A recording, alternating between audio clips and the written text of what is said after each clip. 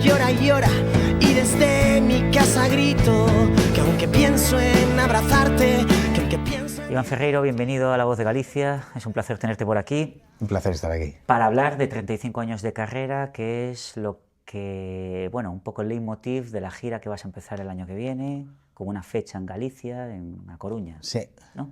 Va a ser como el gran concierto gallego de esa gira. Bueno, igual sale alguno más, pero en principio va a ser la primera, más va a ser el segundo concierto de la gira, que llegaré con mucha ilusión, con muchas ganas. Claro. ¿Había necesidad de hacer una vista atrás, una retrospectiva? ¿Cómo concibes esto tú? ¿Como un acto de nostalgia, como un acto de recapitulación? O sea, necesario, no sé si nadie hace nada realmente necesario, excepto la gente que hace cosas importantes, ¿sabes? Como los que investigan para las enfermedades y los médicos, ¿no? No sé, realmente, en principio, igual empecé todo esto empujado un poco por mi entorno, ¿sabes? Pues eso, me di cuenta de que hacía 20 años de Canciones para el tiempo y la distancia, y luego me di cuenta que hacía 35 años casi desde que había empezado, ¿no? Y mi manager tenía ganas de que hiciéramos una gira así y que lo celebráramos, y mi manager ya tenía ganas de que celebráramos algo así hace más tiempo, ¿no? Llevaba ya como unos años diciéndome, yo no acababa de tener muchas ganas, ¿no? Y de pronto pues encontré las ganas, ¿no? También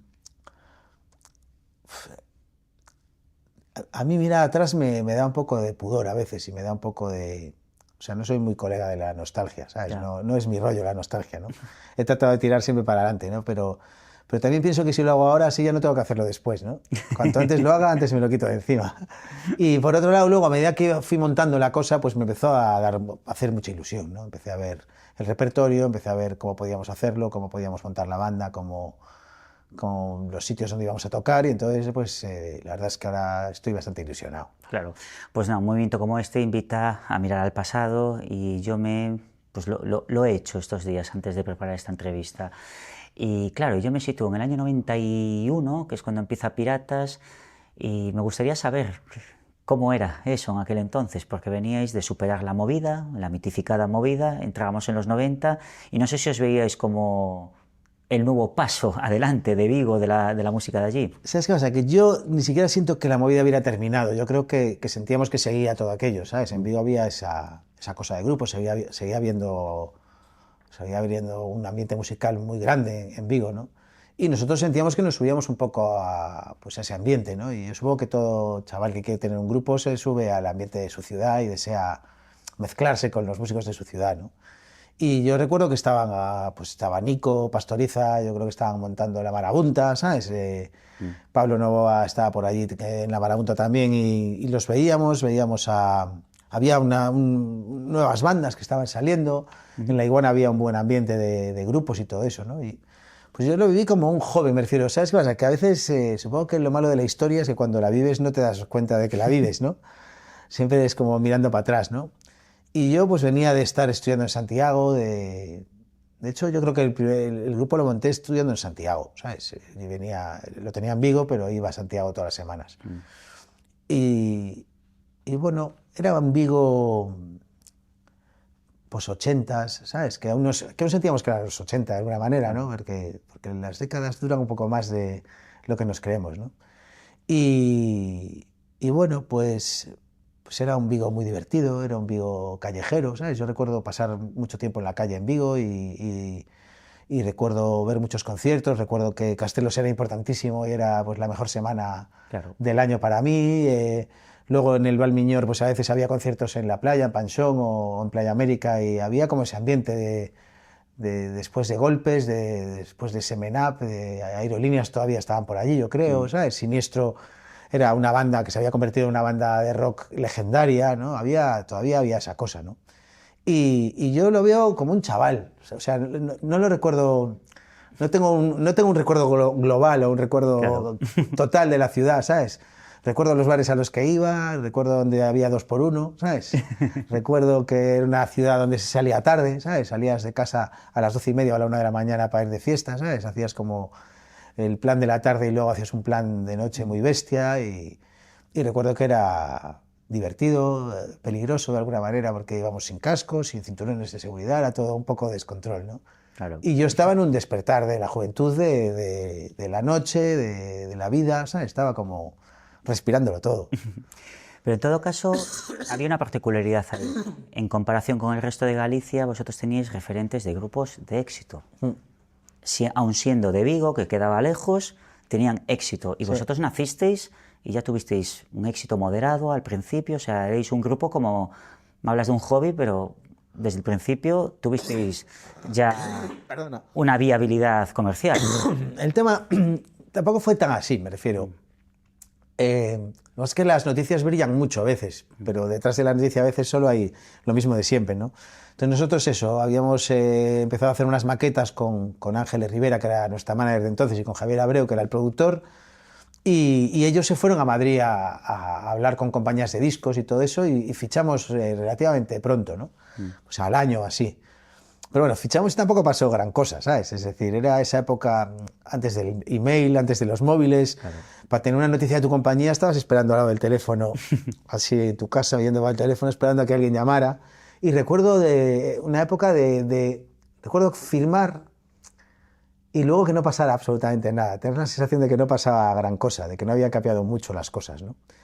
Y los primeros conciertos que hicimos sí había gente y había un cierto ambiente, pero también era el ambiente de la ciudad que apoyaba un poco a todos los grupos, y nosotros además dábamos como muchas invitaciones, ¿sabes? Éramos los típicos que si iba a haber un sitio de 700 regalábamos 25.000 invitaciones, ¿sabes? Hacíamos como flyers y los regalábamos, y regalábamos las maquetas, y había como mucha ilusión, ¿no? Pero no sé si era un éxito real, ¿sabes? Claro. Supongo que el éxito real es que te llegue un poco de dinero a casa. Y eso no llegaba, más bien gastábamos en nosotros en la cosa. Bueno, yo de hecho seguía poniendo copas por las noches, en los garitos de la noche, pues trabajando de camarero. Pero bueno, vuestras canciones, recordad aquel inicio, Quiero hacerte gritar, ¿no? Por ejemplo, esa canción sonaba en las radios. A lo mejor no era el número 1, pero a lo mejor estaba en el 20. ¿Sabes qué pasa? Y nos ponían en el maquetón de allí, nos ponían y nos trataban guay, ¿no? Y yo recuerdo que sonábamos en 40 y todo eso, pero yo creo que de los grupos por los que apostaba 40 había unos que funcionaba y otros que se quedaban, que solo sonaban en 40. Nosotros éramos un poco ese grupo que sonaba en 40, pero no nos cambiamos mucho, ¿no? Claro. Teníamos algún bolo por ahí, pero realmente yo creo que es lo que te digo, a veces las noticias brillan mucho. Cuando sales en el periódico todo el mundo dice, te viene el periódico y parece que todo te va bien, pero solo saliste en el periódico, ¿no? Claro. Aquel entonces tú estabas fascinado por el rock británico, pero al mismo tiempo tenías ese pozo de la movida de Vigo. ¿Quién era más importante para ti en aquel entonces, Germán Copini o Morrissey? Bueno, estábamos por ahí. Es que además yo creo que Copini, que Morrissey llega inmediatamente después de Copini en mi vida. De hecho, yo creo que la primera referencia a los Smiths que vi en mi vida fue a Teo Cardalda con una camiseta de Meat Murder, ¿sabes? Y estaba en el instituto. Entonces, para mí Morrissey y Copini eran lo mismo, me refiero. Siguen siendo para mí lo mismo en el sentido de... Bueno, ahora le tengo un poco de manía a Morrissey, ¿no? Con sus últimas cosas le he cogido un poco de manía a Morrissey. Y a Copini no le tengo ninguna manía. Entonces, diría que Copini está por encima. Pero en esa época, pues eso, Morrissey era muy importante, los Cure eran muy importantes, Antonio Vega era muy importante, Kiko Veneno era muy importante. Es decir, también es cierto que yo era un chaval que me gustaba mucho la música y no tenía muchos prejuicios, ¿sabes? Si me gustaba una canción, me gustaba, ¿no? Que es algo que me gusta de mí, ¿no? Claro. Esa falta de prejuicios que tenía, y para mí la frontera era igual de importante que los Rebeldes o que Golpes o que lo que pasara por Castrelos, ¿no? Uh-huh. Y yo creo que el pop británico, pues es una parte ya de la adolescencia donde te haces un poco más el mayor. Te lo haces, no lo eres, ¿no? Te haces un poco el mayor, y entonces me encantaban The Cure y los Smiths. Pero bueno, oía con The Bunnymen, a mí me gustaba todo, la verdad es que a mí todo lo que fuera música me gustaba, y me pasa eso desde pequeño, ¿no? Creo que es algo que me inculcaron mis padres, ¿no? Que me gustara todo. En aquellos primeros 90, cuando aparecen los Piratas por primera vez, por lo menos te voy a poner mi caso particular, cuando escucho, yo creo que fue Promesas que no valen nada, fue la primera canción así que tengo conciencia. Y claro, ahí aparece ahí un elemento diferenciador, que era tu voz. Tu voz era como o de rechazo o de enamorarse de ella. No sé al principio si pasaste muchos esfuerzos para encontrar tu voz o es que solo se podía cantar de esa manera. Cuéntame un poco cómo has enfocado eso, porque sería algo de lo que se debatiría al principio, me imagino. Sí, bueno, me refiero... yo me di cuenta... un poco me tocó cantar porque no había nadie que quisiera cantar en los grupos en los que estaba, ¿no? Tuve algún grupo antes y recuerdo que fuimos a grabar una maqueta una vez, yo era el teclista y el cantante no apareció, entonces tuve que cantar yo, ¿no? Y yo realmente en Piratas siempre pensé que yo era un cantante temporal, que íbamos a encontrar a otro cantante en algún momento. O sea, siempre tuve esa sensación, por lo menos el primero o el segundo disco, ¿no? Pues eso, yo esperaba tocar un sintetizador y que viniera un tipo alto y guapo a cantar, ¿sabes? Pero me tocó cantar a mí. Y luego, la verdad es que luego le pillé el punto a cantar y empecé a disfrutar mucho de cantar y entendí que había una técnica, que había una forma de cantar y me fui preparando para eso y fui disfrutando mucho de cantar, ¿no? Pero lo de la voz siempre vi que era un problema, ¿sabes? Y llegado un momento pensé, bueno, es lo que hay, ¿sabes? Claro. Como había gente que le gustaba, dije, bueno, pues nunca vamos a ser un grupo masivo, ni le vamos a gustar a mucha gente porque tengo una voz horrorosa, pero al que le gusta, ¿no? Y también había grupos con voces raras que me gustaban, ¿no? Yo que sé, el propio Sabina era un tío con un vozarrón y sin embargo molaba todo, ¿no? Claro. Es el precio de las voces con personalidad, ¿no? Que a veces le pasó a J de los Planetas, le pasó a Bob Dylan, le pasó a todos, ¿no? Cuando hay una voz con personalidad, eso genera amor y odio al mismo tiempo. Sí, y yo supongo que también que la música que me gustaba no era la música de los grandes cantantes, digamos, en el sentido, me refiero, Morrissey es un cantante bastante justete en muchos aspectos, es decir, Morrissey a veces desafina muchísimo, pero es parte de todo su encanto, ¿no? Y realmente la forma en que Morrissey enfrentaba las canciones era lo que hacía que los Smiths molaran muchísimo, ¿no? Porque tenía un texto increíble con un tío cantándolo de otra manera, ¿no? Y de alguna forma Morrissey se cargó parte de toda la generación de músicos que venían de antes, ¿no? Me refiero, Morrissey quería cargarse a The Police y quería cargarse a todos estos, ¿no? Claro. No sé si lo llegó a conseguir, ¿no? Pero sí consiguió ser una voz importante y sobre todo por lo que decía, ¿no? Y yo un momento que dejé de pensar sobre ello, ¿no? Solo me dediqué a tratar de hacer las mejores canciones que podía y a defenderlas. Aún sigo dudando de mi voz, me refiero. Ahora cuando lo pienso, aún pienso, ahora. Sí, joder, me refiero. Sé que tengo una voz muy particular, ¿sabes? Claro. Y bueno, gracias a Dios tengo un trabajo y tengo a gente que me sigue, ¿no? Pero, hombre, pero a veces lo oigo y digo, guau, ¿sabes? A mí me resulta natural ya al oírla, pero claro. cuando pienso un poco en ello, pienso, hostia, qué cosa más extraña de voz tengo. No, pues ahora ya tu voz ya es un elemento tan característico que no se puede cambiar, o sea, solo puede evolucionar, ¿no? Sí, y ha ido evolucionando, ¿no? Gracias a Dios ha ido evolucionando y he ido ganando peso con la voz y ganando grave, ¿no? Claro. También hubo un momento que dije, tengo que empezar a cantar más grave y buscarme otra forma de cantar, ¿no? Con la edad hay que ir buscando cómo canta uno. He visto algunos vídeos de estos que aparecen en internet estos días donde hablabas tú, me imagino que son entrevistas promocionales que estás haciendo ahora para la gira, donde hacías autocrítica respecto a la carga de machismo que tenían los primeros discos de Los Piratas, en concreto el primero, ¿no? Sí, me refiero. Bueno, éramos unos jóvenes que creíamos que provocando y diciendo burradas éramos mucho más auténticos, pero era parte de la sociedad en la que vivíamos, ¿no? Y lo pienso ahora y me hace gracia, me refiero. No siento culpa ni nada parecido porque bueno, es lo que había, ¿no? Claro. Pero yo tenía esa idea, ¿no? De que hacer canciones cargadas sexualmente y provocativas hacían que todo fuera mucho más guay.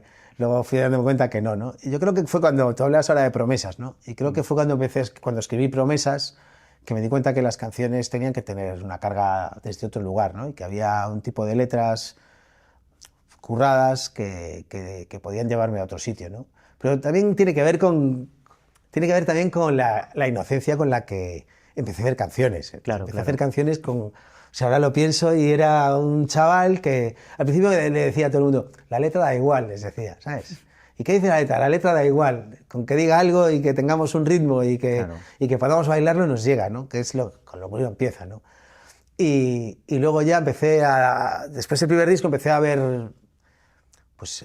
Empecé a analizar más el trabajo de las canciones que me gustaban de verdad y las letras que me gustaban de verdad, ¿no? Y estaban las letras de Radio Futura, que eran unos letrones alucinantes, los del Último de la Fila, y supongo que me quedé con la parte trágica del Último de la Fila, ¿no? Esa cosa de que todo va mal y que no hay futuro, ¿no? Y me di cuenta de que el otro era una pose rock que ni siquiera me correspondía, ¿no? Claro. Es que después de ese comentario miré yo a ver cuál era el primer disco, porque no lo tenía muy claro, y vi el videoclip de Quiero hacerte gritar, y claro, lo ves hoy en día y está como totalmente desfasado, ¿no? Bueno, yo creo que ahí ahí en esa época realmente no teníamos ningún control sobre nada. Claro. Nosotros fuimos a grabar Quiero hacerte gritar, nos fuimos a grabar a Oxford, ¿sabes? A los estudios de Manor, que era donde había grabado, pues se grabó Tubular Bells ahí, se grabó Wish de los Cure, había grabado pues un montón de grupazos ahí, ¿no? Y de repente fuimos a grabar, luego se mezcló en Town House, pero no fuimos a las mezclas, llegamos y algunas guitarras no eran las que habíamos metido, era cuando la compañía metía mano, los productores. Claro. Y cuando hicimos ese vídeo, yo creo que era una especie de vídeo copia del de Nirvana, ¿sabes?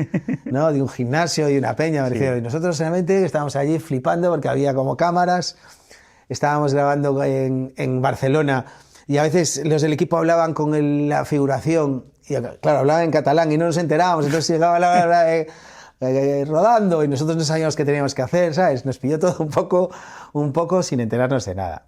Y luego ya empezamos a tener un poco más de control sobre eso. Yo creo que ya a partir del segundo de Poligamia, claro, ya empezamos a controlar mucho más no, empezamos por lo menos a dirigir hacia donde íbamos, ¿no? Y empezamos a decidir cómo eran nuestros vídeos, cómo se rodaban, con quién los hacíamos, si era un equipo de fuera, pues eso, yo creo que algunos vídeos después los grabamos con Maru Basamón, que eran las chicas estas que hicieron el de Quiero hacerte gritar, y ya les dábamos más la chapa, ¿sabes? Ya estábamos a los días dando la chapa, debíamos ser pesadísimos. Claro. Bueno, avanzamos en el tiempo, dices que con Promesa sí que parece que se sube a otro lugar, que yo creo que cristaliza todo eso en Ultrasónica, ¿no? Vamos un poco rápido, sí, pero hay que resumir muchos años en muy poco tiempo. En Ultrasónica todo eso cristaliza y surge la historia de años 80, que está ya requete sabida, de que era una canción que no queríais hacer, que la hicisteis un poco cabreados, pero lo que me gustaría era situarte en el momento en el que después del cabreo, de mandar la canción, resulta que es un éxito. Nos sentó fatal. O sea, no éramos tan capullos que nos sentó fatal. O sea, primero no queríamos hacer la canción, teníamos Ultrasónica, estábamos ahí con los loops, con toda la electrónica haciendo cosas, buscando, eran letras bastante desesperadas todas las de Ultrasónica, ¿no? Es un disco sobre la insatisfacción, ¿no? Y de repente nos hicieron hacer años 80, nos apretaron un poco ahí, la hicimos. Y de hecho hubo una campaña de televisión, y recuerdo que estábamos de gira y cuando veíamos el anuncio en la tele nos sentaba fatal y nos daba palo, ¿sabes? Porque considerábamos que nos habíamos vendido al mercado, ¿no? Y la verdad es que tampoco tuvo tanto éxito, no debes a creer, es decir, no es que saliera años 80 y no salieran bolos y funcionáramos, no pasó eso, ¿sabes? La canción gustó, pero por ejemplo la gira de ese verano la hicimos gracias a que fuimos los teloneros de La Oreja de Van Gogh. Claro. Que estaban en la oficina, entonces fuimos los teloneros de La Oreja, que se portaron súper bien con nosotros, y no giramos por nosotros mismos, ¿sabes? Y le pillamos bastante manía a la canción. Y luego ya cuando hicimos el año siguiente Relax, ya no tocábamos años 80. Sí.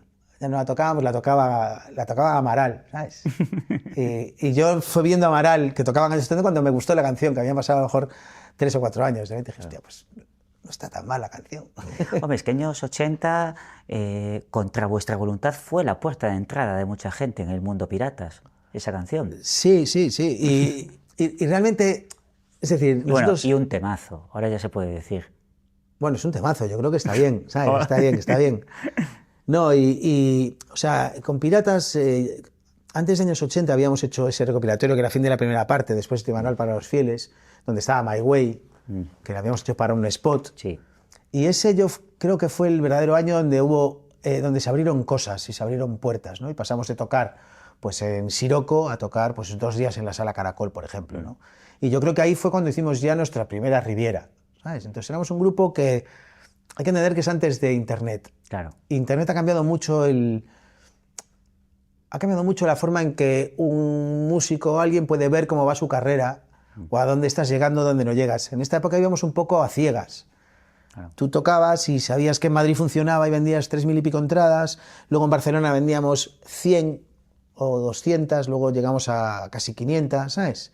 Pero tú la única información que tenías era las entradas que vendías en los sitios. Y entonces probablemente yo creo que Piratas funcionaba mejor de lo que nosotros sabíamos. Pero claro, no había el feedback que hay ahora. Ahora hay un feedback buenísimo, ¿no? Sacas una canción, si le gusta a alguien, oye, me encanta tu canción, ves, las escuchas, claro. Hay números. Y en esa época no lo sabía. Entonces, a mí siempre me ha quedado la duda si fin de la primera parte, que era el disco ese, funcionó. Ya estábamos funcionando bien antes de que saliera My Way. Cuando salió My Way funcionó la cosa mejor todavía. Y luego fue cuando hicimos Ultrasónica, entonces la cosa ya despegó un poco más. Pero aún así no éramos un grupo al que llamaran para contratar y que tuviéramos todo el verano lleno, ¿sabes? Claro. Nuestro manager aún hacía chanchullos de meternos con la oreja o lo que fuera, ¿no? Y teníamos algún festival, salían cosillas, pero bueno, yo seguía poniendo copas, es decir. Claro.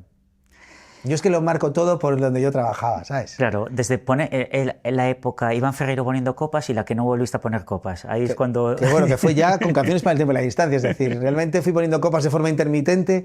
De hecho ponía copas precisamente porque si me salían en conciertos iba mi jefe, que era Vaquero, un empresario de Vigo, claro, muy amigo mío, y le decía, va, que este fin de semana tengo concierto. Perfecto, claro, no había responsabilidad, era poner whiskies y gin tonics. Claro. Y entonces era el trabajo que tenía porque era el que no había responsabilidades. Y entonces yo creo que puse copas, cuando se separó Piratas también puse copas, es decir, intermitentemente fui camarero muchas veces. ¿Años 80 va a sonar en esta gira? Hombre, claro, sí. Ahora ya no hay problemas, ¿no? No, y ya va sonando un rato ya, ¿no? Claro. La Sí, verdad yo es te la que, escuché en algún concierto. La verdad ya, es que pero... a mí ahora me gustan años 80 y sobre todo, creo que lo explicaba Leiva en una entrevista, ¿no? Que uno le tiene a veces manías a ciertas canciones, pero llegada una edad te das cuenta de que si la gente quiere oír la canción, está todo bien, ¿sabes? Claro. Y el otro día Fito Cabrales también decía que él cuando ensaya los hits se aburre en el local, pero cuando la toca en directo y la gente aplaude, pues te gusta. Y realmente ver a la gente cantar siempre es súper emocionante. Y en el fondo en un concierto tú quieres que haya ese feedback, ¿no? Claro. De todos modos, en Ultrasónica aparece el equilibrio es imposible, que es, no sé, la gran joya del disco, yo creo que uno de tus mejores temas, ¿no? ¿A ti te frustraba que en ese momento el foco estuviera en años 80 y no en el equilibrio es imposible? Claro, me refiero, a mí me volaba la cabeza, ¿sabes? O sea, me volaba la cabeza que le hubiéramos entregado el equilibrio es imposible y no lo vieran, ¿no? Y decía, pero... También es cierto que estaba tocada con arreglos raros. Claro, me refiero ahora a Ultrasónica suena como más natural y más tal, pero en su momento les parecía que era una locura la forma en la que le tocábamos, porque obviábamos las estructuras, la guitarra llevaba su puta bola, había ruiditos por todos lados y se rayaban. Y bueno, pues yo no entendía muy bien cómo... Bueno, además no solo estaba jugar con los coches, estaba Teching, estaba ya canciones muy chulas ahí. Y me dio un poco de rabia que no les gustara eso. Claro. En ese, no sé si fue con este disco o con el siguiente, fuisteis el disco del año de la revista Rolling Stone. Con Relax, sí. Y os negasteis a hacer una foto para la portada de la revista. Sí. O sea, era todo lo contrario que lo que contábamos del videoclip, ¿no? Llegó un momento en el que ya no cedíamos ni a las cosas más obvias, vamos. O sea, hubo un momento, o sea, ¿cómo explicar esto? Nosotros hay un momento que no queremos hacer playbacks, por ejemplo. Claro. Que preferimos tocar en directo. Déjame tocar en directo y toco donde tú quieras. Me da igual tocar en el programa de moda o tocar en el de María Teresa Campos. Pero déjame tocar en directo, ¿no?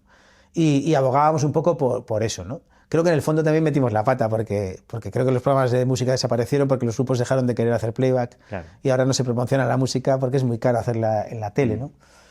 Pero sí, y entonces hubo cuando salió el disco Relax, hubo una sesión de fotos para El País de las Tentaciones, que era como una foto en La Toja, en el balneario, y nos costó mucho hacer esa foto, lo pasamos muy mal, ¿sabes? Porque nadie del grupo se sentía cómodo haciéndonos fotos, ¿no? Éramos como 5 personas que no desean ser fotografiadas. Entonces cada vez que había una sesión de fotos era infernal, era muy difícil, porque nos costaba mucho, porque se nos daba fatal. Entonces hicimos esa foto y yo creo que decidimos que no queríamos hacer ninguna foto más. Entonces mira, se acabaron las fotos, ¿sabes? Y además muchas veces en las fotos te ponían como la ropa, ¿sabes? Yo creo que las revistas aprovechaban para promocionar la ropa de alguien y entonces al final salías con la ropa de otro, unos tíos que ya no se gustaban mucho físicamente a sí mismos, ni les gustaba verse, y yo creo que dijimos, fuera fotos. Y entonces nos llamaron para decirnos que la Rolling Stone nos hacía el rollo del año, el disco del año, y ya nos negamos totalmente. Pero bueno, los de Rolling Stone al final hicieron dibujos de todos los de toda la gente, ¿no? Y básicamente lo que le dijimos es, mira, nosotros somos músicos, no somos modelos, y no queremos hacernos ninguna foto con la ropa de nadie.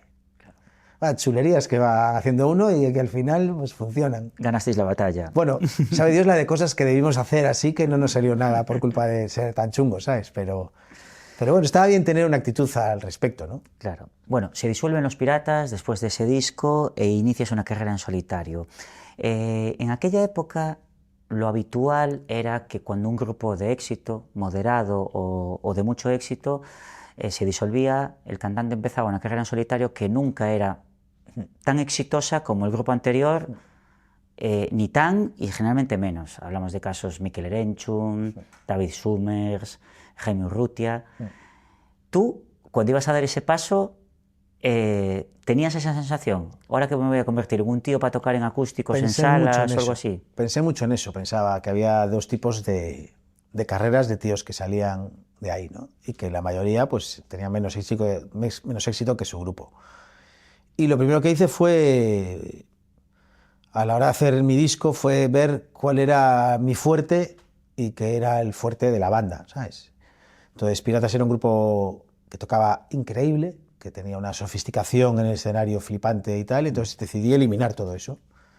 Dije, yo no puedo competir con eso en este momento, pero sí puedo competir con las canciones, porque he estado en esas canciones, las he hecho yo, y en el fondo muchas de esas canciones funcionaban por la simpleza de la canción. Es decir, aunque Piratas es un grupo complejo, yo me daba cuenta que el equilibrio, yo siempre he pensado que no funcionaba porque tuviera ruiditos o no sé qué, sino porque la letra era muy concreta, la melodía funcionaba bien, los acordes eran unos acordes sencillos, ¿no?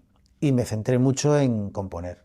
Y recuerdo hacer canciones para el tiempo y la distancia, que además no tardé mucho en escribirlo, tardé 2 o 3 meses, ¿eh? Es decir, yo creo que nos deshicimos en...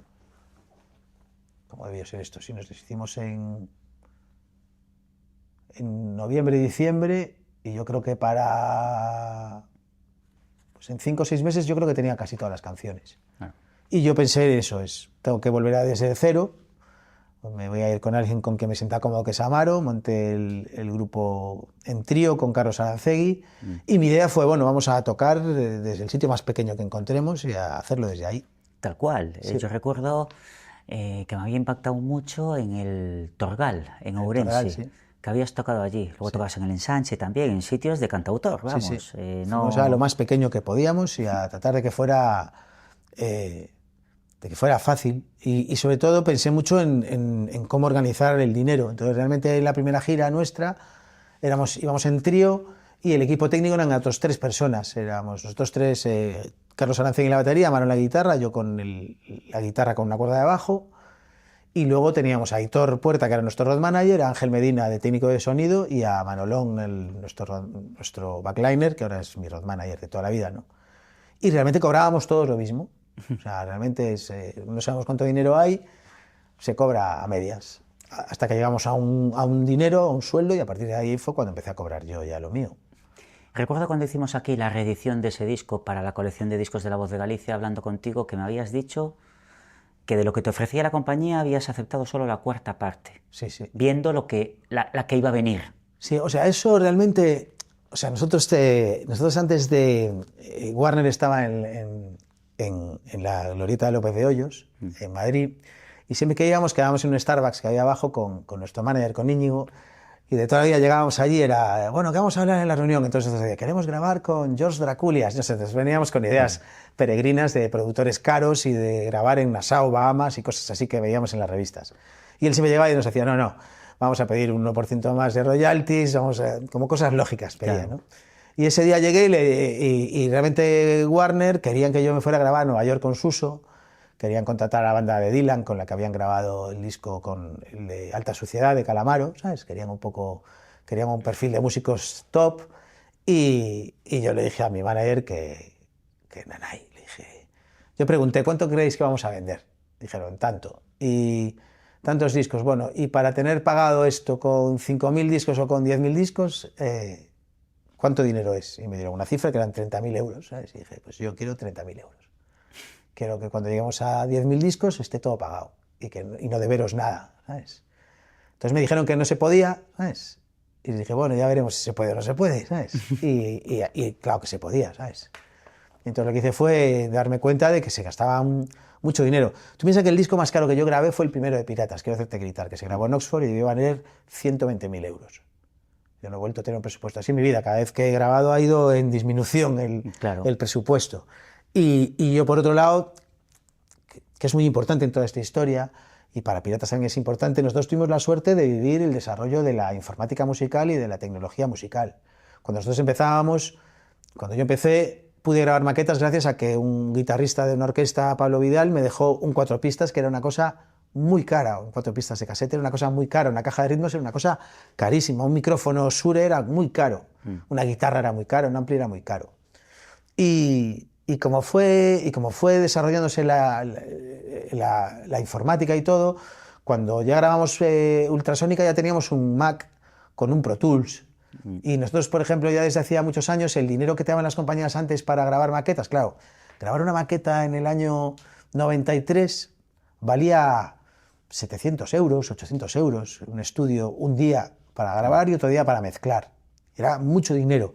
Y nosotros empezamos a gastarnos esos adelantos para grabar en aparatos para grabar, en un 8 pistas digital, que fue el primero que hubo, que era un Tascam que teníamos, en tecnología, ¿no? Y esa tecnología nos permitió aprender muchísimo y trabajar, y nos permitió trabajar todos los días grabando cosas, y no existe un maestro como el micrófono y el altavoz, ¿sabes? Grabar algo y escucharlo es el mejor maestro que existe.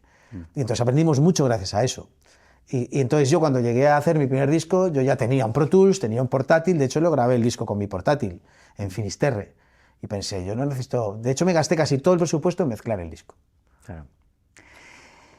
Que era una chulería que le había visto hacer a Spiritualizer, ¿sabes? Se lo gastaron todo mezclando, ¿sabes? Y pensé, pues yo también. Bueno, en ese disco, claro, debutas en ese panorama incierto. Hoy en día tenemos a Leiva, tenemos a Dani Martín, que lo petan más que sus bandas de origen, pero en aquel entonces eso no ocurría, ¿no? Tú haces tu primer disco, pero claro, ese disco tiene Tornado, que fue ya, no sé, llegar y besar el santo, Sí. directamente. O sea, la canción más importante de tu carrera la sacas en tu primer disco en solitario.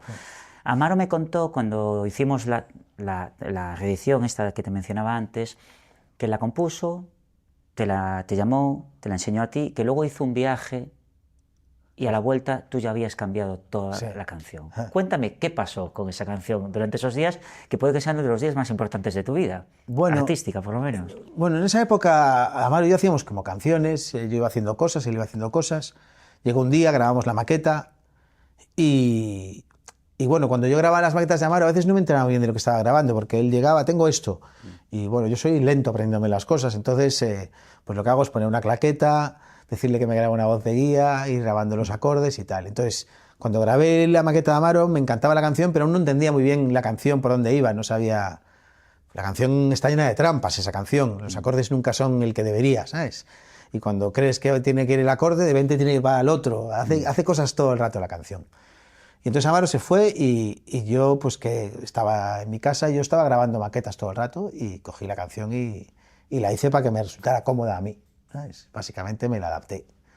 Que bueno, que no es hacer gran cosa, es cambiarle un poco el tempo, cambiar un poco la cosa, ¿no? Me volví loco para grabar algunas cosas de la canción porque no entendía por qué el si menor no duraba más, y ahí me quedó, y ya me fue a acabarla y estar enamoradísimo de la canción. O sea, sabías que era un temazo en ese momento. Pero ya cuando la grabó Amaro lo sabía. O sea, yo creo que Tornado se la llegué a poner a Piratas, creo yo. Creo que se la llegué a poner antes de que nos separáramos. En algún momento creo que se la puse. Y para mí era ya una canción muy importante. Claro.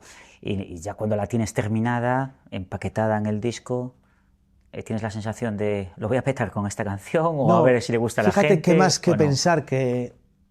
O sea, yo nunca pensé en petar nada, pero yo pensaba mucho en los problemas que me ponía Warner. Hay que entender que Warner nos puso muchos problemas a Piratas todo el rato. Era una industria distinta a la de ahora, ¿no?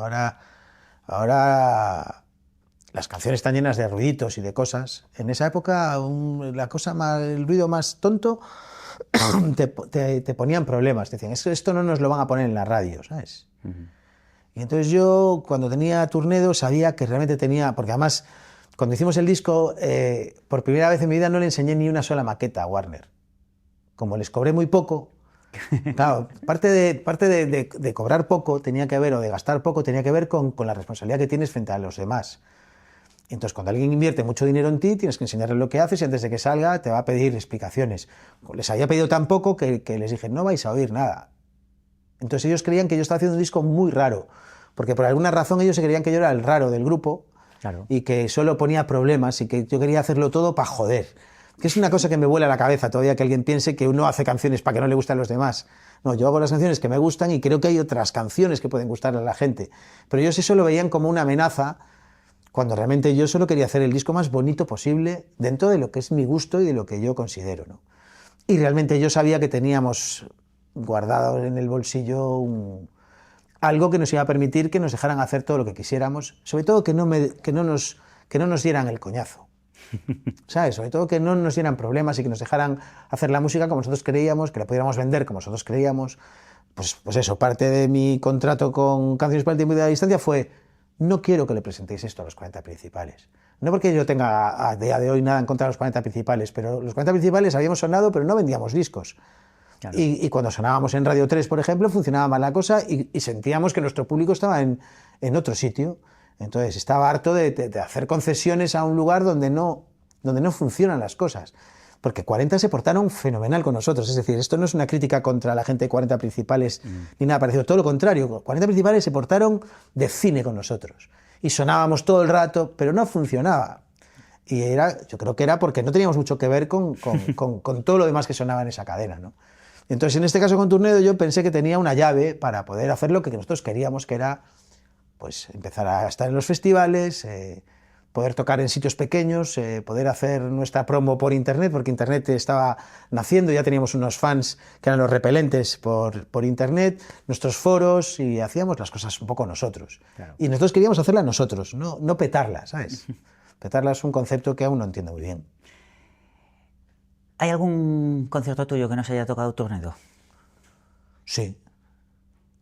Hay algunos, sí, hubo bulla, ¿eh? Y piden el libro de reclamaciones, ¿no? Sí, bueno, en la pandemia hicimos una gira que era Cuentos y Canciones, que contábamos, era con una pantalla, y íbamos a Marillo contando como nuestra vida a partir de todo lo que nos había salido mal, de todos los destrozos, ¿no? Y acabábamos y no tocábamos Turnedo, y un día acabamos en Sevilla, en el Interstellar, y o en Sevilla ya la tocamos. Sé que tocamos en Granada y no sé qué, y entonces no tocábamos Turnedo y a la gente no le pareció bien. Y una canción como esa, tan mítica, que significa tanto para tanta gente y que la tocáis, bueno, no sé, si hacemos cuantificar el número de veces que la habéis tocado, son miles, sí. ¿Se sigue sintiendo algo al tocarla? ¿O ya es una cosa mecánica? ¿Tú qué sientes cuando tocas Turnedo en el año 2025? Bueno, Turnedo tiene el feedback de los demás. Claro. Que es lo que tienen, me refiero a, en los conciertos hay dos tipos de canciones, ¿no? Hay la canción que tú tocas y que es algo interno y algo íntimo, que muchas veces eso se refleja en los de abajo, y luego hay otras canciones que son para el público y que el público las disfruta. Yo lo disfruto mucho porque es una canción divertida, es fácil de cantar, la respuesta es alucinante, ¿sabes? Que tiene la gente y disfrutamos esa respuesta, claro. Pero hace poco, ¿cuándo fue? Hace unos años, de repente la tocamos en un sitio donde no iba a haber como gente cantándola y la interpretamos y nos encantó. De repente pensamos que llevábamos sin interpretarla realmente, con una interpretación emotiva un buen rato, ¿no? Y de repente pues la disfrutamos mucho. La verdad es que la canción es que está muy bien y funciona. Le encanta a los niños, curiosamente. Y se saben la letra entera. Sí, sí, es increíble. Sí, yo creo que es como una canción de estas, como yo que sé, como... No es que la quiera comparar, pero como El Mediterráneo de Joan Manuel Serrat o Escuela de Calor, de estas que los padres la ponen en casa y los niños se enganchan a ella, y es bueno, el nexo que tengo yo con mi padre, ¿no? Esta canción. Sí, bueno, y yo creo que hemos conseguido eso con muchas canciones también, ¿no? Me refiero a que a medida que se me acerca gente me doy cuenta que gente que tuvo hijos a la misma edad que los tuve yo, pues les fue dando la chapa con nuestra canción, ¿no? Claro. Entonces no sé si les gustamos de verdad o realmente les han hecho el lío y les han ido metiendo con una cuña algo que no querían. Pero bueno, yo también recuerdo con cariño las canciones que oía con mis padres. Claro. Bueno, con Turnedo, con este disco, y yo creo que también con lo último que habéis hecho con Los Piratas, que obviamente iba a unos terrenos más enrarecidos que lo que sonaba en una radiofórmula, se abre la puerta de los festivales para ti, que no era un territorio en el que te movías. Eso para ti era algo buscado, y sobre todo, ¿qué supuso para ti el festival, ese canal de comunicación? Que a veces es más importante estar en una cabeza de cartel de un festival que estar en el número uno de una radiofórmula. La verdad es que, o sea, en Piratas hacíamos algún festival que otro, había pocos, no había tantos festivales. Y había como festivales de música española, ¿sabes? Y recuerdo coincidir con Bunbury en alguno y con Loquillo y con Los Barricadas, ¿sabes? Sí, había cosillas. Pero yo recuerdo, yo mi entrada a los festivales realmente la recuerdo en el Sonorama, el primer Sonorama que hice, ¿no? Que fue, pues eso, con Canciones para el tiempo y la distancia y Javi de Sonorama Confío en nosotros. Y la verdad es que estaba petado, estaba hasta el fondo, todo el mundo cantando, ¿sabes? Y realmente a partir de ahí empezamos a tocar en los festis, ¿no? Para mí los festis tenían que ver con lo que hablábamos antes, ¿no? Antes de lo que hablábamos de la radiofórmula, de hacia dónde íbamos, ¿no? Hubo una época que lo que te decía, con Piratas tú tenías que sonar en los 40. Se suponía que si sonabas en los 40 te contrataban los ayuntamientos. Si eran los ayuntamientos los que contrataban, claro. Los grupos tocaban pues en Castelos, en María Pita, pues eso, en la Quintana, ¿sabes? En las plazas de los pueblos y de las ciudades. Y para mí los festivales significaban un circuito nuevo, en el que no dependías de un concejal, ni dependías de los gustos de la sobrina del alcalde, ni de unas listas de ventas, ni una serie de cosas, sino más de un tipo de gente que quería ver un tipo de música y que todos los grupos tocaban juntos en lugar de... Claro. Y a mí me gustaba esa idea, ¿no? Me sigue gustando. Ahora se ha pervertido un poco la idea del festival, ¿no? Con la entrada de mucho dinero, de un montón de cosas, ¿no? Pero en esa época los festivales todavía, tú llegabas al Sonorama y venía Javi Ajenjo a saludarte y a decirte, hombre, Iván, ¿cómo estás? Oye, estoy encantado de tenerte aquí. Había una cara visible en los festivales y solía ser alguien como Javi, de un pueblo o una ciudad pequeña, que era un loco de la música y que se montaba un festival, el tío, con dos cojones, ¿sabes? Y había festivales donde había pues grupos de amigos, pandillas de amigos que hacían el festival y había esa cosa todavía que era muy bonito. Entonces tú llegabas allí y tenías esa sensación de participar de algo que se iba moviendo. Y a mí me ha gustado vivir todo eso, ¿no? Y ver cómo el Sonorama ha ido creciendo muchísimo, cómo el Low ha ido creciendo, cómo ha ido creciendo el Granada Sound, cómo han ido creciendo pues, todos los festivales, ¿no? El Eurovisión, ¿sabes? Es decir, que en Eurovisión, por ejemplo, había tocado ya con Piratas, ¿no? Pero siempre eran como gente ilusionada en llevar a sus grupos favoritos, ¿no? Y a mí me gustaba eso de los festivales. Me da la sensación de que ganábamos independencia. Porque bueno, ahora la independencia, lo que es indie o no es indie, pues hay un montón de definiciones, ¿no? Para mí, la independencia básicamente era no depender de una gran cadena de radiofónica o de televisión, ni de una serie de ejecutivos a la hora de poder hacer música. Incluso no depender de mi propia compañía de discos que tenía como los grandes artistas, como Alejandro Sanz o Miguel Bosé o lo que fueran, que eran los artistas millonarios, y yo quería abrir una vía nueva, es decir, oye, se pueden grabar discos, que tu compañía no pierda dinero y gane un poco de pasta, no los voy a hacer ricos, pero por lo menos pueden mantenerme en su cosa sin que se arruinen, ¿no? Porque la gente estaba muy acostumbrada a decir, este grupo es deficitario, este artista es deficitario. Pues yo quería no ser deficitario, pero no tener que hacer cosas para estar en lo grande. Muchos festivales de estos que sobreviven hoy en día suspirarían por una reunión de Piratas. Seríais el cabeza de cartel perfecto, ¿no? Incluso voy más allá. Hace poco veíamos las cifras ya de venta del último de la fila, que van a hacer un concierto aquí en Riazor, y yo me imaginaba unos Piratas embalaídos, incluso llenando aquello. Bueno. ¿Qué podía ser una reunión de Piratas hoy en día en esos términos de acontecimiento musical? Yo, mira, por un lado, para mí hay dos vertientes en esto. Uno es la personal, ¿no? Entonces, para mí sería muy incómodo, porque bueno, no es que tengamos la mejor relación del mundo, y sobre todo que hace mucho tiempo que no tocamos juntos, y yo ya me he acostumbrado a tocar con mi banda, con mi hermano, con mi equipo, y yo ya busco un confort en lo que hago, y tanto mi oficina como mi road manager, como mis músicos, somos una familia de amigos, y no me entra en la cabeza ir a tocar con otras personas, ¿no? Entonces estoy acostumbrado a buscar mi felicidad a la hora de tocar, y es lo que voy a buscar, la felicidad. Y por otro lado, pues no tengo ni idea de qué repercusión tendría Piratas. Piratas tampoco vendía tanto, es decir, hay mucho más de mito en Piratas, y Piratas creció mucho más cuando desaparecieron que lo que pasaba. Si no hubiéramos desaparecido, porque en parte Piratas también desaparece, no solo porque la cosa vaya medio rara ante nosotros, sino porque tampoco Tampoco somos un grupo que tiene muchos conciertos ni gana mucho dinero. Yo estoy poniendo copas otra vez.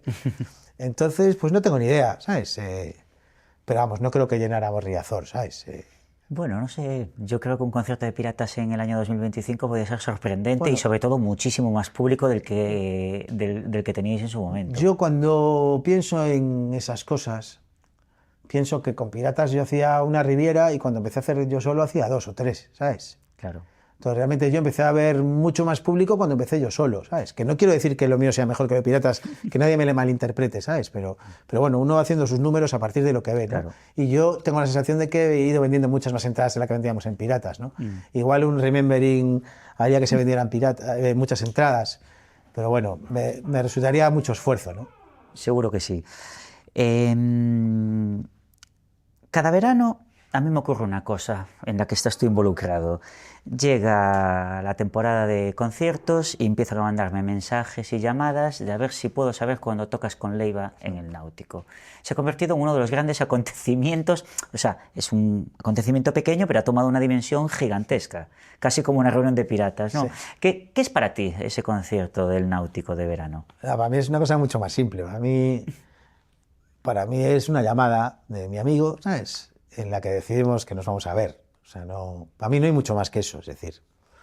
Me hace gracia porque muchas veces en verano se habla de eso y yo ni siquiera he hablado con Leiva y muchas veces no lo tenemos ni planeado. Y normalmente lo planeamos 10 días antes, una semana antes de que ocurra, ¿sabes? Ninguno piensa sobre ello durante el invierno, ¿no?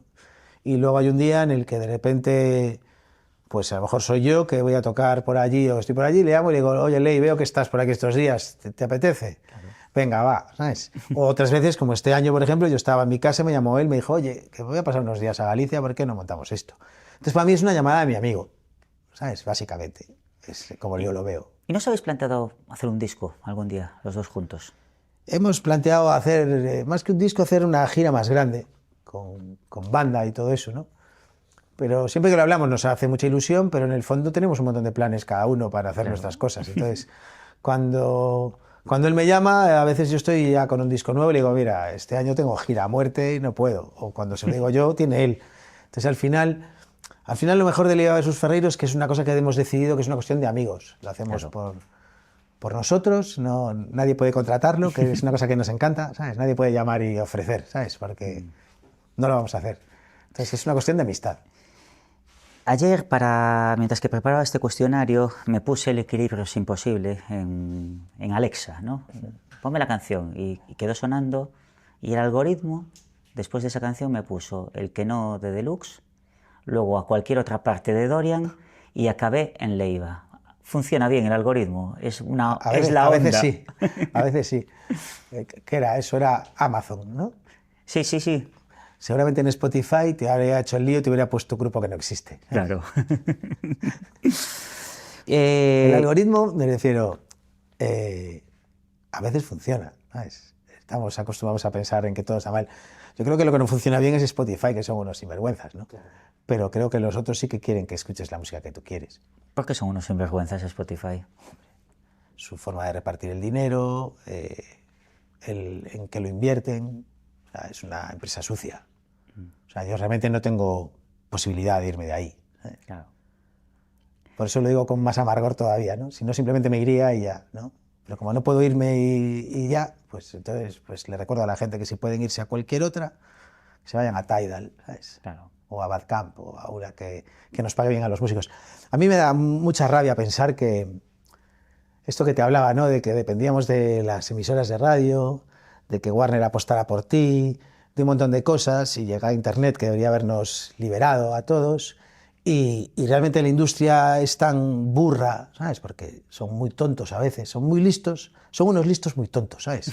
Y entonces, cuando llegaron los CDs y todo, se dedicaron a criminalizar a la gente que copiaba CDs, claro. ¿Sabes? En lugar de buscar una solución a su modelo de negocio, porque ganaban mucho dinero, y llegaron, aunque muchos les advertimos, porque yo cuando llego canciones para el tipo de la estancia les advertí, dije, no, yo quiero grabar solo por 30.000 porque dentro de poco los discos no van a valer 100.000, van a valer 20.000 y 10.000 pavos, es lo que va a valer un disco. Y no me creyeron tampoco, ¿no? Les decía, mira, os están comiendo la tostada y tenéis que empezar a aliaros con vuestro público y vuestro público va a oír la música por internet. Entonces dejar de denunciar a la gente, ¿sabes? Dejar de meteros con el top manta y con todas esas movidas, ¿no? Y entonces se suponía que tenía que llegar internet, que es un reloj, donde te dice cuántas veces se han escuchado y si hay un dinero te pagan y ya está. Pero llegaron tan rotos económicamente a la llegada de Spotify que firmaron lo primero que les pusieron delante. Y es un contrato de mierda, ¿sabes? Donde solo sale beneficiado Spotify y donde Spotify hace lo que le da la puta gana. Entonces, como no hay transparencia, que es lo único que debería haber, porque es un ordenador, en un ordenador debería haber la transparencia de decirte cuánto han puesto, cuánto ha pagado cada uno. Pero siguen teniendo sistemas de reparto extraños, donde si no suenas más de 1000 veces no te pagan, donde si suenas 300 millones pagan más por canción que si suenas 30.000 veces, ¿sabes? Cosa que me parece absurdo, porque en el fondo te estás quedando con lo de 30.000. Entonces el reparto es chungo, ellos son chungos, el CEO ahora se acaba de ir, pero mete dinero en drones para matar gente, ¿sabes? Me refiero, es una verdadera basura. Cuando fue la pandemia contrataron a uno de podcast americano antivacunas y le dieron $100 millones. Entonces dicen, no tenemos beneficios. Si le acabas de dar $100 millones a este tío, son los beneficios de los músicos. Entonces esta gente, los 5 primeros años no tenían beneficios porque decían que no había beneficios. Pero claro, iban montando oficinas en todas las ciudades del mundo. Bueno, esos son los beneficios, claro que son los beneficios. Igual, en lugar de montar oficinas, deberías pagar a la gente, ¿no? Y entonces realmente las majors hicieron muy mal trato con ellos. Ahora son la hegemonía absoluta de Spotify, es muy difícil sacar a la gente de ahí, claro. Y realmente maltrata al músico. ¿Estáis atrapados los músicos ahí? Porque bueno, estas reflexiones me las han hecho más músicos. Los músicos siempre estamos atrapados. O sea, yo lo digo muchas veces, y el músico es el eslabón más débil de la industria. De la cadena de la industria, el músico es el más débil. Incluso los músicos muy importantes son débiles porque al final tienen unas necesidades y romper es muy complicado. Por eso es muy complicado hacer ciertas cosas. Luego se nos echa en cara y que tenemos que tomar ciertas decisiones nosotros y poner la cara a nosotros, ¿no? Pero realmente, bueno, lo que te decía, yo esperaba, o sea, sí hubo un momento donde yo tuve el control de las cosas, fue cuando salieron los festivales, que hablabas antes. Yo ese año cogí las riendas de mi carrera, hasta el punto que mi disco Mentiroso, Mentiroso lo regalé por internet. Y Warner no pudo hacer absolutamente nada, ¿sabes? No pudo hacer nada de eso. Hasta tal punto se fueron a la mierda que los músicos empezamos a darles una parte de nuestro dinero de los conciertos. Porque antes tú te llevabas de los conciertos y la compañía se llevaba lo de los discos. Y como dejaron de ganar dinero de los discos porque son imbéciles y son idiotas y quieren abarcar tanto que al final se quedaron sin nada, tenemos que darle nosotros de nuestros conciertos y de nuestro trabajo. Claro. Que bueno, que yo lo acepté en su momento porque realmente quiero el dinero, quiero que me pagues el disco. No quiero pagarlo yo, quiero que lo pagues tú. Que para eso tengo un contrato contigo, ¿sabes? Pero realmente yo hubo un momento que sí tenía un control sobre mi vida, cuando los festivales eran más libres, todo era más libre, y yo decidía todo lo que hacía. Y eso ha durado hasta hace poco, que nos han empezado a agarrar otra vez por los huevos. Bueno, llega la Navidad, se encienden las luces en tu ciudad. Hace unos años fuiste muy polémico por tu visión de la jugada. No sé cómo lo ves para esta Navidad que enciende. Bueno, que se enciende ahora. Yo acepto todo, me refiero. Ya a estas alturas de mi vida me parece que todo está bien, ¿no? Todo el mundo es feliz con las luces, pues seamos felices con las luces, ¿no? Claro. Lo que no quiero convertirme, desde luego, es en un tío todo el rato enfadado, ¿sabes? No tengo ganas de ser esa persona, ¿no? Claro. Te he visto dar entrevistas con camisetas de Grande Amore. Te he visto mostrar tu devoción por artistas como Rosalía. Te he visto como un tío mayor, pero con una visión muy fresca de lo que está ocurriendo, ¿no? Evitas convertirte en el típico rockero carca, ¿no? Que todo lo ve mal. No, más que el rockero carca, lo que evito es convertirme en el tipo de adulto que veía yo cuando era joven, ¿no? El adulto que no quiere ver más allá, de que el mundo cambia, el mundo evoluciona, el mundo sigue su curso, con nosotros o sin nosotros, ¿no? Y yo creo que hay un montón de talento y un montón de gente haciendo cosas a su manera, ¿no? Y creo que entender esta industria y entender lo que pasa en la música es importante. O sea, no solo por mi carrera, sino también por mi visión del mundo, ¿no? Creo que tenemos que entender el mundo todo lo mejor que podamos. ya que yo no puedo entender mucho la política y ciertas cosas no las entiendo, no entiendo la macroeconomía, hay un montón de cosas que se me escapan. Bueno, casi todo se me escapa, ¿sabes? Lo que por lo menos sí entiendo es que hay artistas brillantes que hacen músicas muy diferentes. Ya ves, hablamos de Rosalía y de Grande Amore, que son totalmente distintos y son maravillosos los dos, ¿no? Y en Galicia tenemos un montón de gente haciendo música chulísima, en España hay un montón de gente haciendo música chulísima y en el mundo hay mucha gente haciendo música chulísima, ¿no? Y de esa gente que en Galicia está haciendo música chulísima, ¿cuál me pondrías como ejemplo?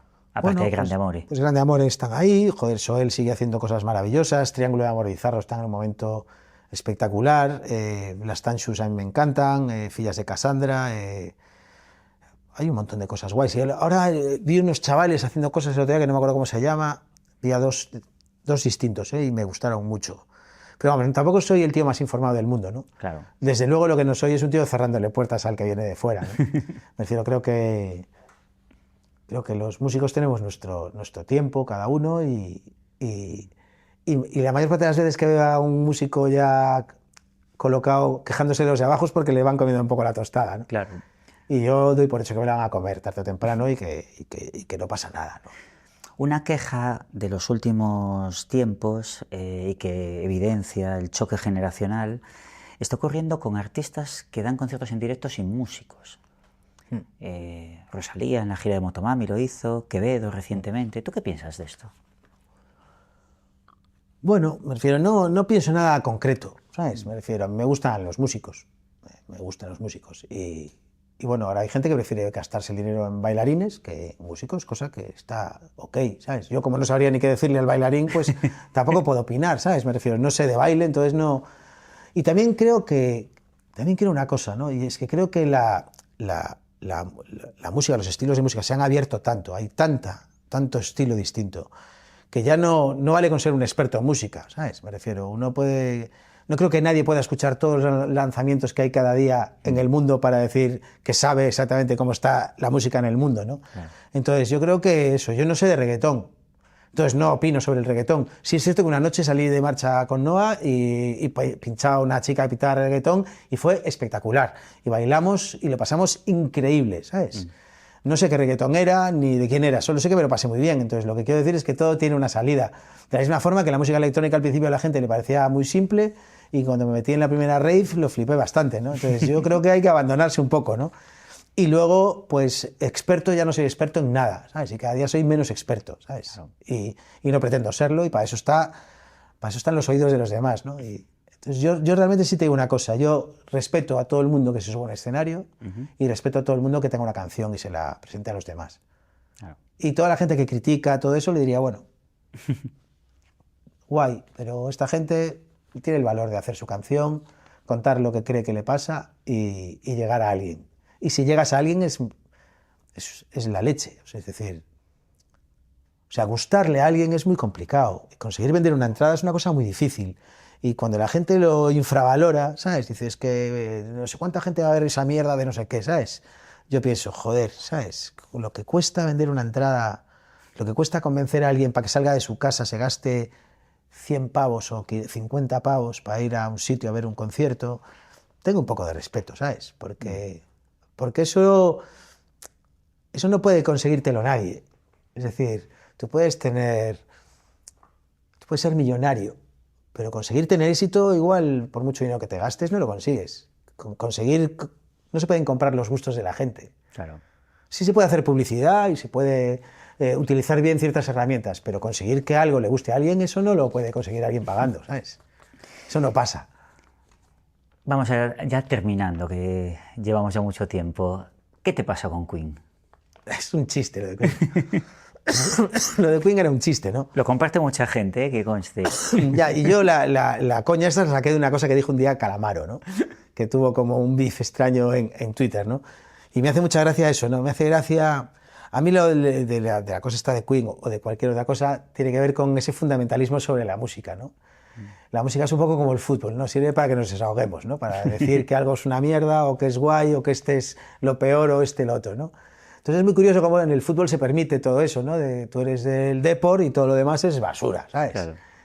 Pero la música parece que no se permite mucho, ¿no? Y aunque yo no creo mucho en eso, porque en el fondo yo respeto mucho a todos los grupos, ¿no? Y creo que Queen es un grupo fantástico, que ha hecho canciones flipantes. Lo cierto es que a mí Queen no me gusta mucho, pero para eso están los gustos, ¿no? Claro. Los gustos existen precisamente porque una cosa te gusta y otra no te gusta, no sabes muy bien por qué. Y bueno, y hay cosas que a mí me gustan que a otros no les gustan, ¿no? Y a mí me hace gracia cuando la gente se lo toma muy a pecho, ¿no? Me refiero que... Entonces ese día estábamos con lo del sentido de la birra riendo un poco y no sé por qué había hablado de Queen con alguien de alguna cosa y lo típico que... O sea, yo hay veces en las discusiones que decido ponerme en un sitio para discutir, simplemente, ¿sabes? Si a ti te gusta de repente Taylor Swift, a lo mejor yo decido que no me gusta solo para tener una charla buena contigo, claro, y ponernos un poco radicales los dos y reír un poco, ¿no? Y me parece que es en ese tipo de cosas donde hay que ponerse un poco... pues un poco tonto para discutir, es divertido. Prefiero discutir sobre eso que sobre los derechos humanos, ¿no? Que creo que son cosas mucho más serias, ¿no? Entonces yo con Queen no tengo nada. ¿No me vuelve loco Queen? No, no me gusta mucho Queen, pero bueno, también hay cosas que me gustan que no le gustan a otra gente, no pasa nada. Claro. Y desde aquí le pido disculpas a los fans de Queen si se han sentido ofendidos por mi tontería de comentario. Porque bueno, es un comentario que es una tontería, me refiero, era un programa sobre el aburrimiento. Claro. Y lo primero que se me ocurrió fue Queen porque lo acababa de hablar con alguien, no sé, ¿sabes? Creo que a veces la gente le da demasiada importancia a lo que dicen los demás. Los fans de Queen son muy fans de Queen. Yo, que tampoco simpatizo mucho con el grupo, alguna vez algún comentario de estos ha venido de rebote. A mí me gustaba esa frase de Calamaro que decía que Queen era el grupo de rock que le gustaba a la gente que no le gusta el rock, ¿no? Y esa frase me hace muchísima gracia, ¿no? Claro. Que no sé si es cierta, ¿sabes? Porque eso yo creo que es aplicable a muchísimos grupos, es decir... Claro. Lo decían Du2 también, por ejemplo, en su claro, momento. Y lo decían de Muse, ¿sabes? Sí. Me refiero, es una frase muy manida, sobre todo se usa con grupos que funcionan mucho y que tienen mucho éxito, ¿no? Me refiero, no hay nada más fácil hoy en día que ser hater de Coldplay, ¿sabes? Claro. Si quieres hacerte el auténtico, pues eres hater de Coldplay. Cuando realmente cuando oyes las canciones de Coldplay son cojonudas. Y sacaron a Michael J. Fox a tocar la guitarra con ellos, ya me caen bien, ¿sabes? Bueno, eso fue un momentazo. Claro. Es que lo decía, es un amigo mío, decía, joder, siempre nos quedamos con Coldplay, pero hacen todas las cosas que nos gustan, ¿sabes? Claro. Pues efectivamente, ¿no? Porque creo que la música está para eso, para hacer que ardan nuestras pequeñas envidias, ¿no? Claro. Ya para concluir, ¿cómo convives con ser un personaje público, con la fama, después de todo este tiempo? Porque a veces bueno, tiene que pesar, ¿no? Lo llevo, ¿sabes? Lo llevo. Creo que cada vez me pesa más. Cada vez me cuesta un poco más, ¿no? Muchas veces pienso que ojalá hubiera tenido la idea de Daft Punk y ponerme un casco de robot, ¿no? La popularidad es una cosa muy extraña, muy extraña. Y bueno, yo tengo una popularidad moderada, tengo amigos que tienen popularidades gigantescas, ¿no? Yo tengo una popularidad pequeña, tirando a pequeña, ¿no? Y lo llevo. Lo que pasa es que creo que no es muy natural la popularidad, ¿no? El hecho de que la gente te conozca y sepa quién eres.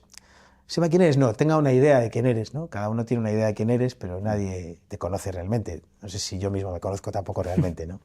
Pero ya es bastante compleja la identidad de cada uno, la tuya, la de los que estamos aquí, todos funcionamos con nuestra identidad y tratamos de ver quiénes somos y de aclararnos en el mundo, y el mundo nos pone pruebas todo el rato porque hay que opinar sobre un montón de cosas y posicionarse. Y entonces yo lo llevo regular, es parte del trabajo, ¿sabes? Supongo que no tendría el trabajo que tengo si no existiera eso, pero a veces me gustaría que pudiera encenderse y apagarse, ¿no? Claro. Encenderse y apagarse.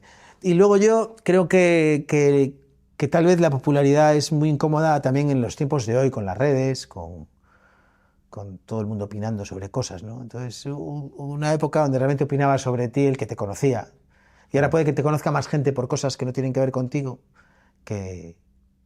Sí, que seas más conocido por el comentario que hiciste de Queen, por o ejemplo, que hiciste ¿sabes? de Calamaro, que claro, me refiero, obra. Estos días, pues eso, veía gente quemándose conmigo por lo de Queen, ¿no? Y pienso que todos creen que soy gilipollas, y probablemente sea gilipollas, pero probablemente sea gilipollas por otras razones distintas, no a lo de Queen, ¿no? Y bueno, me da...